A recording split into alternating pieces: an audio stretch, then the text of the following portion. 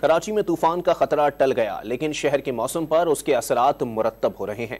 ہاکس بے پر سمندر کی بکھری ہوئی لہریں ہٹوں اور ہوٹلوں سے ٹکرانے لگی ہیں۔ سی ویو سے 50% مکین محفوظ مقامات پر منتقل ہو گئے۔ تفصیلات اس رپورٹ میں۔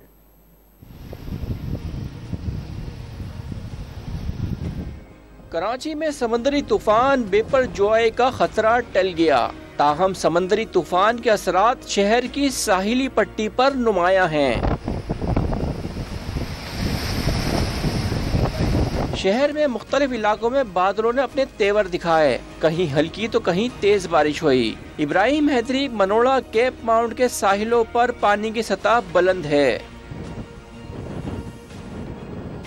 ہاکس بے پر بپھرا ہوا سمندر سڑکوں تک چڑھ آیا ہے۔ اونچی لہروں نے سینٹ سپٹس پر تفریحی ہٹوں کو بھی نقصان پہنچایا۔ طوفان کے ممکنہ اثرات کے پیش نظر سی ویو سے 50% مکینوں نے محفوظ مقامات پر نقل مکانی کر لی۔